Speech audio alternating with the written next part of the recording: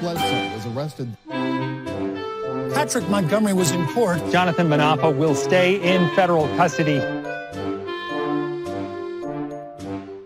No, I don't take responsibility at all. Hey everyone, welcome to the show. So 53-year-old, then Tennessee resident, now Georgia resident William Beals II traveled to D.C. on January the 5th, took part in the protests at BLM Plaza that night, and he was seen wearing a helmet, gloves, and protective vest. And his vest and helmet had stickers on them that said, "Fuck Antifa." You just have to wonder if these people understand what they're really saying is like, "I love fascism." Anyway, the next day, Beals was seen on the Capitol grounds. He was wearing the same vest, helmet, and gloves. And Beals was seen on video on the Lower West Terrace. He was at the front of the police line. He was seen pushing against and resisting officers. And he was right in their faces. He was yelling, "Fuck you. I'll bet your mama's proud of your bitch ass." After that, Beals was seen climbing the scaffolding that had been set up for Joe Biden's inauguration. And he was then seen entering the Capitol. This was just minutes after the initial breach of the building. He exited about 8 minutes after entering, but then he was seen re-entering the building through another location. And this time he was wearing a gas mask. Beals exited again, though, after another 5 minutes in the building, and then he hung out on the Capitol grounds for a while longer. He was seen standing watching the QAnon shaman as he was shouting through a bullhorn. And then Beals posted a video of himself on TikTok. And in it, he proudly announced, quote, "We officially took the White House." Anyway, before Beals left the Capitol grounds, White House grounds, he was seen posing for a picture on a police motorcycle. And then in another photo, he was seen holding a stolen police riot shield. So following the Capitol attack, Beals exchanged messages with members of the Three Percenters militia group. In one group text in the evening of January 6, Beals admitted that he tried to steal that shield. He wrote, quote, "The police ended up getting my riot shield. I made it 4 miles, had a half mile to go, and the bike cops rode up." I swear, I think these people are allergic to punctuation. There's no punctuation. The following day, Beals shared a video with the group, and it was taken by someone who live streamed the events at the Capitol. And along with the video, Beals wrote, quote, "It is our civic duty as 3%ers to find him and to end his deep state game." Then later that day, Beals messaged the group and he said, quote, "The guy said it best in the video. It was to take out Trump. They were bussed in to do what they did. I knew it was too easy to get in, was hugely staged."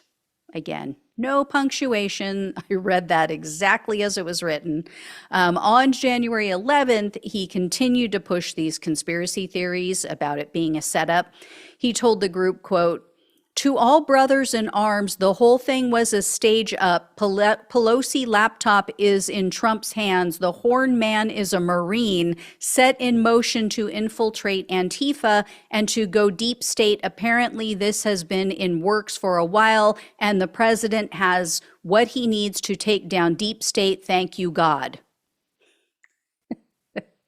Again, not a single period or comma until the very end. So I read that as it was written, and obviously it was full of nothing but lies. None of that came to pass. But anyway, none of it was true. The Horn Man, no, he's one of yours. He's one of your freaks and geeks.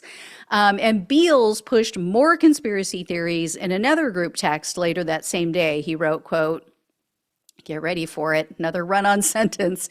"We need to understand that our country works for its patriots, not against its patriots. We are the front line, and I can guarantee in the end that left's games of employing Antifa will be found, and BLM will also rest in peace. My children can sleep at night knowing we, the people, will not stand and watch our country be divided based on race or whatever agenda the deep state and the left incorporate. We are the last free nation in it. it is our civic duty to keep it that way. And peace, spelled P-I-E-C-E, so rest in one piece, like their entire body. I mean, that's usually how people rest, unless you're, unless you choose another way. But anyway, so Beals was interviewed by the FBI on July 13th of 2021, and he lied about entering the Capitol. I know you're all shocked. He was interviewed a second time in October of 2021 because Beals had just had his security clearance revoked. Yes, he held a security clearance. So this is because of what he did at the Capitol. So evidently, he was working as a carpenter for a government-based utility company. So he had to get a security clearance. They revoked that. He wanted to know why. So once again, in this second interview, he lied to the agents about entering the Capitol. And they even presented photos showing him, this is you. This is you in the Capitol building. He claimed, oh, those are fake. Those are totally fake. And then he repeated the same lies in media interviews, both before and even after his arrest. So Beals was arrested on August 24th of 2023, and he was charged with entering a restricted building or grounds, 2 counts of disorderly conduct, parading or demonstrating in a Capitol building, and theft of government property. In May of 2024, Beals pleaded guilty to 2 misdemeanors, so entering a restricted building or grounds, also disorderly conduct in a restricted building or grounds.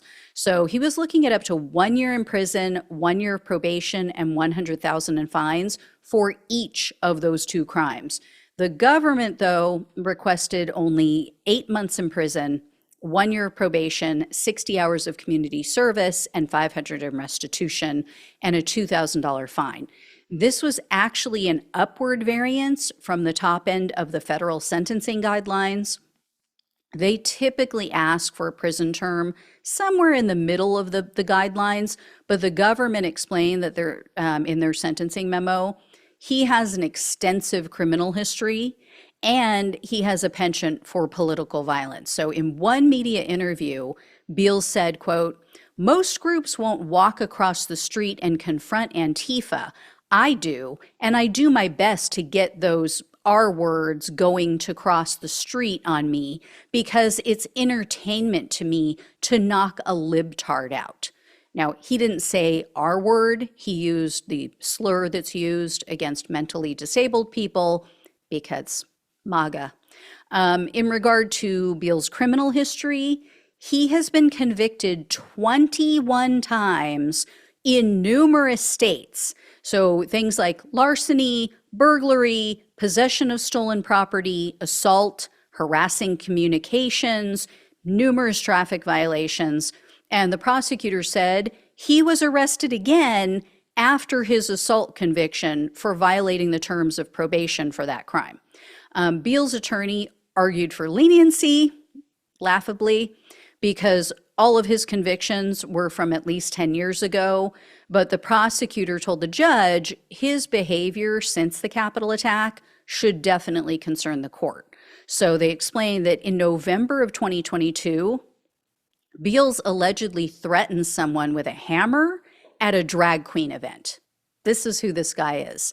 And he posted on social media that this person, this near victim, quote, "almost got to kiss the end of my ball peen hammer." He has also been told by his daughter's school he can't visit the campus without giving them notice and getting advanced permission. This is because of his, quote, "disruptive and frightening behavior towards others." Apparently, he took pictures of a teacher's bumper sticker and their license plate, and he posted it on social media. And then the prosecutor wrote to the judge, quote, "Beals got upset with the perceived presence of Black Lives Matter supporters at the school."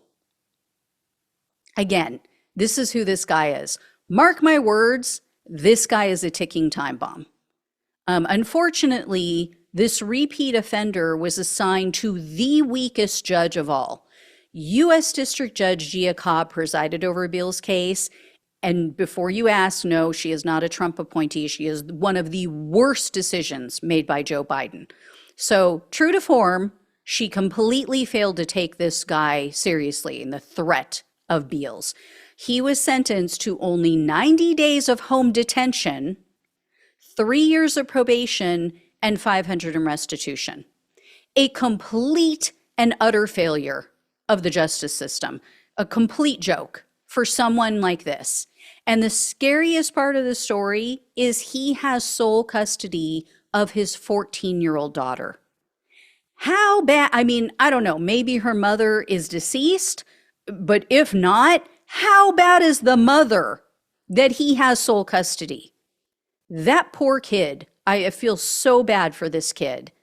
So anyway, I will let you know when I hear more, because I guarantee, like I said, this guy is a ticking time bomb. Only a matter of time before we hear more about him. So thank you all so much for watching and listening. I know the ending sucked, but please like this video to, get it increased in the algorithm and get more eyeballs on this so people understand what a complete miscarriage of justice this is.